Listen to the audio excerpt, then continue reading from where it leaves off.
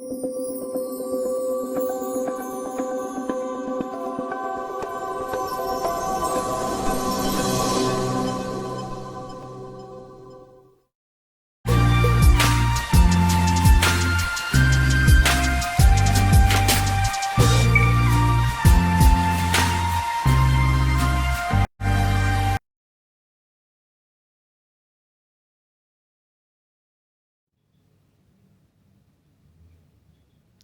to everyone.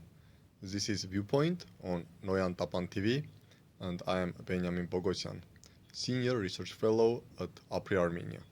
Today, we will discuss the implications of the election of Donald Trump as the US President on South Caucasus and on Armenia. Of course, discussions will continue why and how President Donald Trump managed to return to the White House despite all the problems which accompanied him. He was a president impeached 2 times, one in December 2019 and the second immediately after 2020 presidential elections.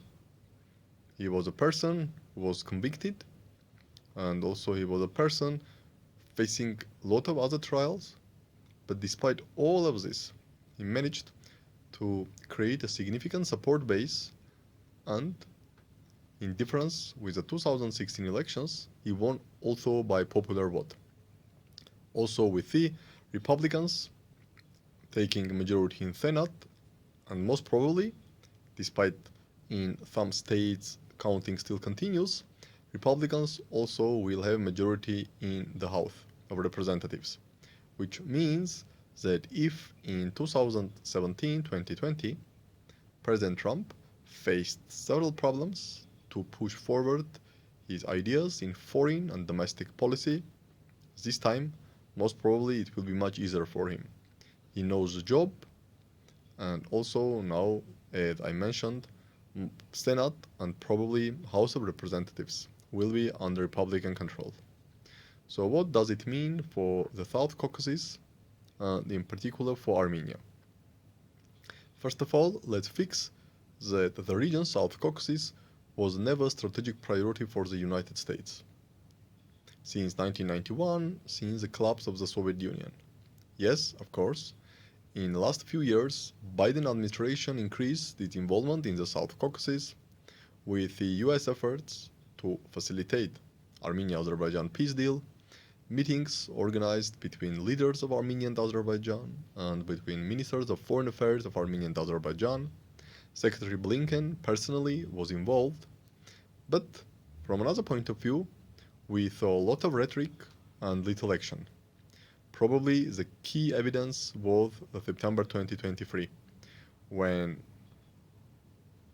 US high-level officials clearly stated that the United States will not tolerate ethnic cleansing of Armenians, and less than a week after that statement, Azerbaijan launched so-called anti-terrorist operation, which resulted in forced displacement of all Armenians from Nagorno-Karabakh, and we saw zero reaction from the United States, zero implications as of now, more than 1 year since those events, zero implications on Azerbaijan-US relations.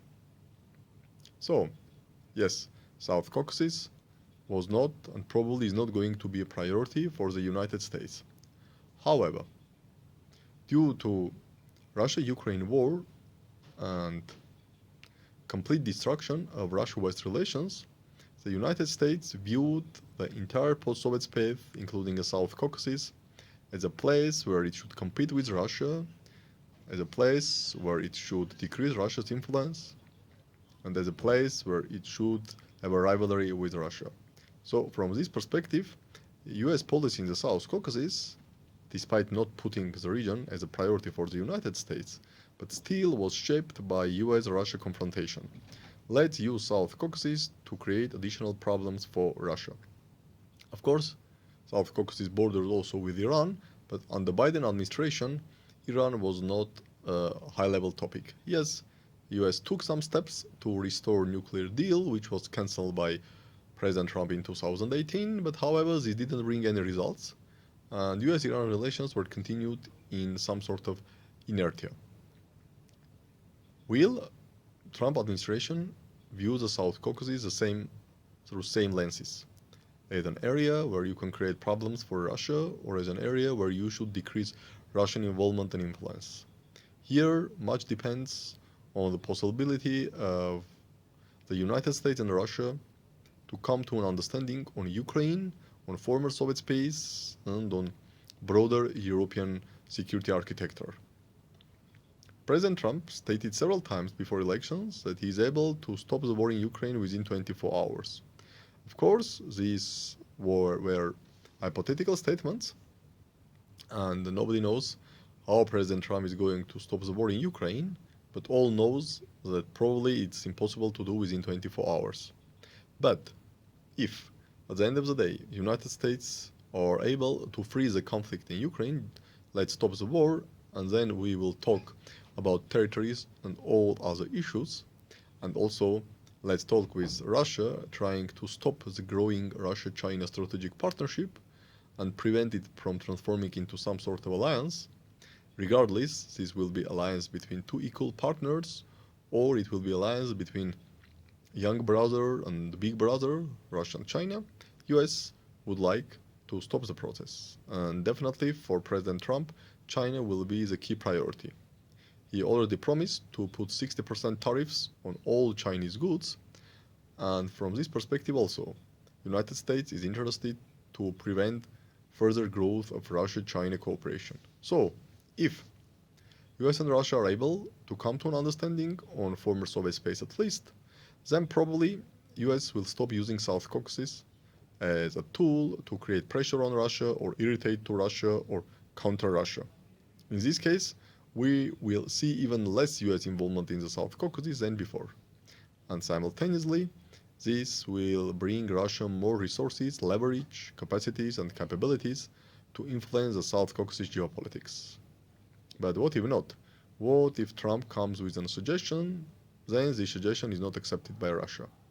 In this case, no one can exclude that President Trump will even provide more weapons to Ukraine, or even will allow Ukraine to strike deeper into Russia's territory, trying somehow to threaten Russian leadership and force them to accept its offerings. In this case, if this scenario happens, then the post-Soviet space, including South Caucasus, will continue to be viewed by the US leadership as an area of Russia-West confrontation and as an area where the United States to put pressure on Russia. In this case, probably no big changes will happen on US foreign policy in South Caucasus. But one thing which matters is the fact that Biden administration puts significant emphasis on democracy and values, both in his interim guidelines for national security strategy and for its national security strategy itself. President Biden's administration emphasized that the 21st century geopolitics is a fight between democracy and authoritarian style of rule. And from this perspective, Americans put more emphasis on supporting democracies, spreading democracies. And as far as Armenia was perceived as a beacon of democracy in the South Caucasus, especially given all the problems between Georgia and the West, United States somehow was ready to support Armenia through these democratic lenses. Most probably, regardless of the future of Russia-US relations, democracy, rule of law, and values are not going to be cornerstone of the US foreign policy in general, and US foreign policy in South Caucasus in particular. From this perspective, most probably, the US will not be so much interested to support Armenia as a democratic country, as a country which has democratic values. And the Armenian government should take this into account. So, now, after January 2025, we have two possible scenarios. Scenario number one, US-Russia understanding on Ukraine and former Soviet space, and then US stopping using South Caucasus as a way to put pressure on Russia or counter Russia, and Russia coming back to South Caucasus with more resources, capacities, and capabilities. Scenario number two, there is no understanding between Russia and the United States, and the war in Ukraine continues. US continues to support Ukraine. US continues to view the South Caucasus as a way for countering Russia. In this case, probably many steps of Biden administration will continue. Of course, we have another issue. It's the issue of Iran, and definitely President Trump will focus also on Iran, and he may try to restore the maximum pressure campaign on Iran. From this perspective, this may create some complications for Armenia, because Iran is now one of the few allies and partners of Armenia in the region who clearly states its vision of not allowing Azerbaijan to take more territory from Armenia and to cut Armenia into two parts by opening the Zangezur corridor. If President Trump restores the maximum pressure campaign on Iran and fully throws its support behind Israel on Israel-Iran confrontation, then we may see more pressure from the United States on Armenia to stop doing business with Iran, and we may see also less resources of Iran to shape the geopolitics of the South Caucasus. This will be bad news for Armenia, while Azerbaijan probably will be happy, thinking that there will be less deterrence on its potential aggressive visions on Armenia, especially regarding the Zangezur corridor.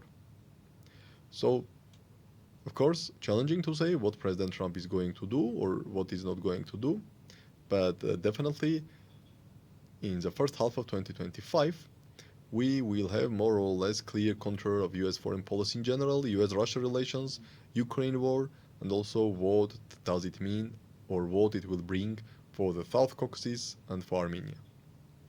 This is all for today, and we will meet soon.